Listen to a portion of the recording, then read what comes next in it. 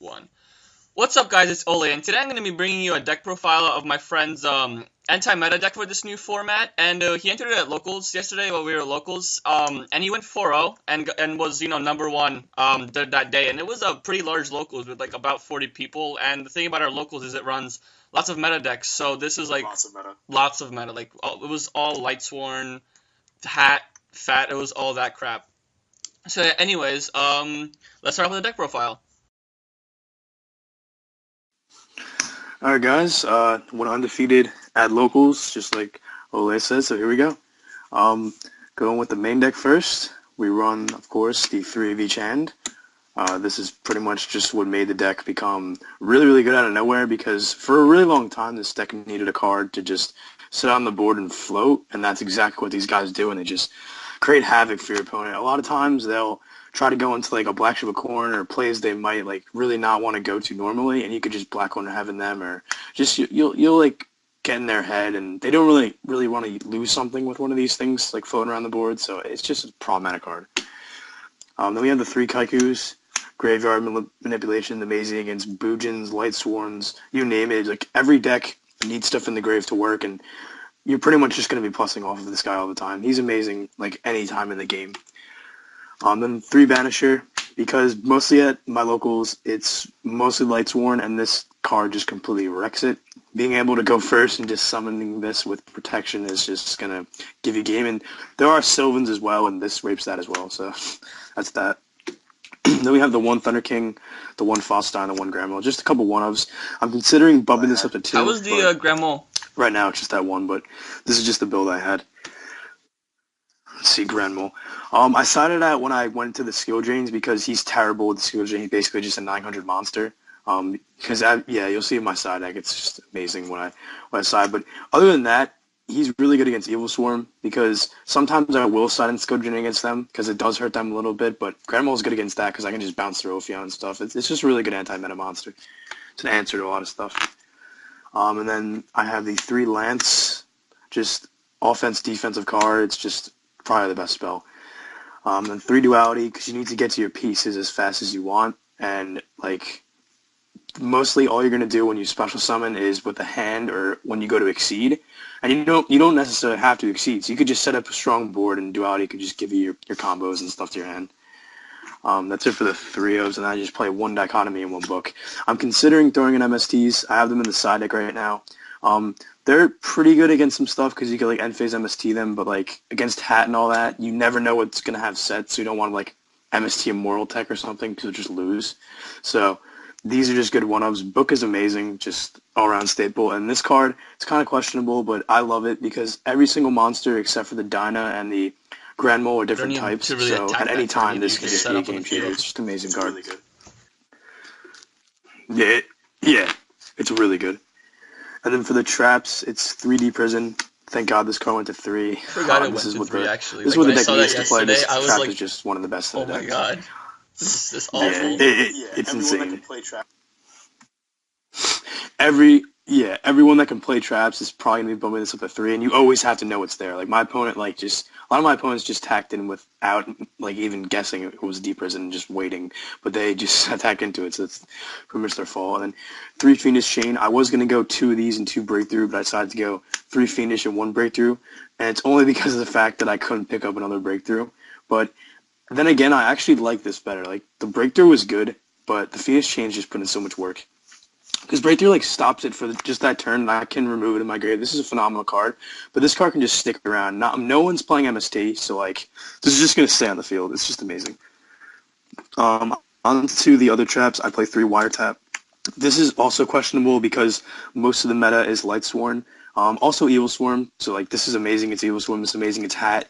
This card wrecks a lot. It's just terrible against Lightsworn. That's why it's just an easy side out. I'd rather main the 3 because if I do end up playing Rogue or stuff like that, I'm already prepared game 1. Because if I do lose the first game against Lightsworn, 2 and 3 I'll win because I can just side into all the graveyard, hate the skill drain. Like there's no way I can lose. Like it's I hate to get like a big head, but there's literally no way I can lose against the deck. Haven't lost against it yet.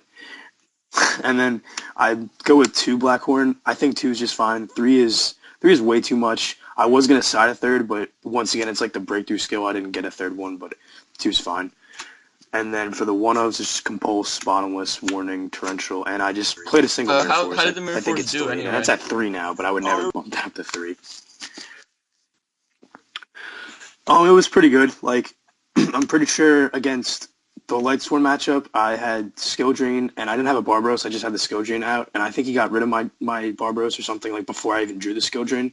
And I had the Mirror Force set, so he goes Diablos and JD and like tries to attack me and just Mirror Force because he can't blow up. He can't do the Diablos effect to put this back to the deck. Like it was just insane. This card still No, that's wrecks. what my friend it's played just an amazing yesterday. card Because people overextend. It just beats bad the guy players. overextended. He also teched one, and he just let Mirror Force, and the guy scooped. It's insane. Yep. You need to play the one still like a staple. It's an extra deck. It's insane. Yeah. You need to play the one still like a staple. All right, so extra deck. This We got changing the target 101, guy. Is he good? Black Ship. Did you like? This Yeah, changing the target guy. We're back. I'm no, fine. I'm saying. Like, Yeah, I is kind of he like faded out a good? little bit. Oh, this guy is. We're back? I thought we, like, Is that good? No, it's Alright. cool. Oh, this guy. Yeah, I thought we like faded out in the video, but this is fine. This card, I didn't summon him at all. He's honestly a beater, and when you do get him out, they'll go compulse, and you can like chain compulse to their monster, or you can chain like just anything else that targets. If they Phoenix chain him, you could chain one of their monsters to your monster. It's amazing. It's just changing the targets of targeting card effects. It's just so good. Crazy Bias because it's Skill Drain. Heartland Draco because it's Go for Game. Maestroke, Roach, Dweller, Cowboy, Pop Operative, and then for the rank 3s, it's Tempo, Alucard, Zenmaines, Ash Golem, and Levier. The only card I made the entire day was 101. None of this was used at all. Nothing at all. You basically don't even, you can just throw this away. Like, you don't even need this. This is literally the only, you didn't even need this. Like, this is the only card I made to basically win in my last round, which I'll talk about. It was crazy how I won. But, yeah, that's the extra deck. And then the side deck, which pretty much made me win a lot of matchups, was the second Dyna, 2 DD Crows, 3 Barbaros, with a 3 Skill Drain. This is what I sided in mostly because this pretty much wrecks everything. Like, I played, the only deck it didn't wreck was Dark Worlds, and I did play that round 1, which was kind of a joke, but it's the only deck it doesn't wreck, but Dark Worlds don't see play really at all. It was kind of just, like a weird matchup. Just wreck combo. Dark World with hands. Every and other then meta deck, they just go this just away. completely destroys that, just the It's combo. insane. Yeah, it's insane.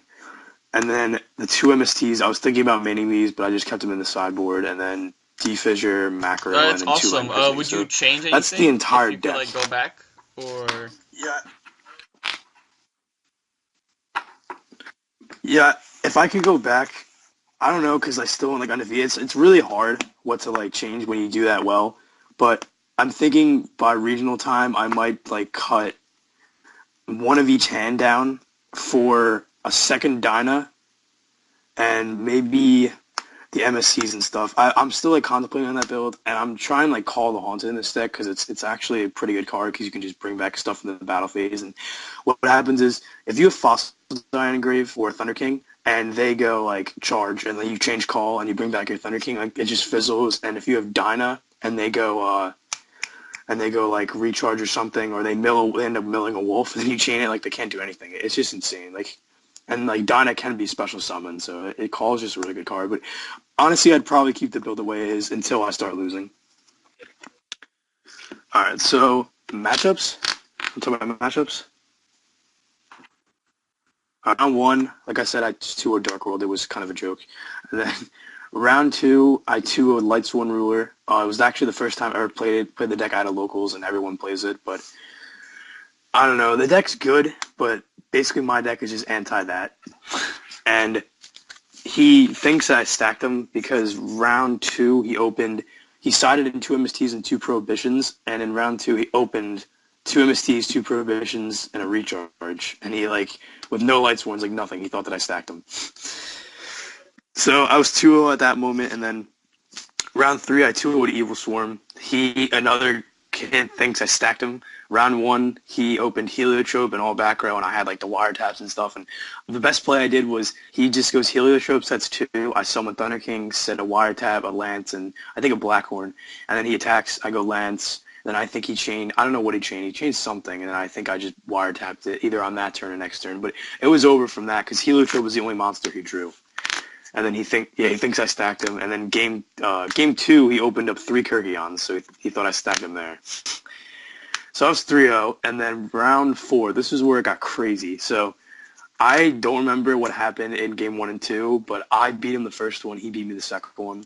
So we're going into game 3, and I start, because he beat me game 2. I think I set, I want to say an Ice Hand, a Deep Prison, and a Breakthrough, and I passed. He summons Mermello, I think grabs Bottomless and something. I just don't remember the beginning of the game. All I remember is that I got Mermello engraved somehow, and then he went with the Dianet or whatever her name is. I can never remember her name, like the Wolfbark Traptrix card. Yes. He brought back Mermello, went to a 101. So he goes into the 101. He doesn't attack because he actually feared the Deep Prison because he knows like I'm playing anti-meta. So I had the Deep Prison and the Breakthrough with an Ice Hand, and he said 5, and I'm pretty sure they were all artifacts except for like maybe a Nightmare.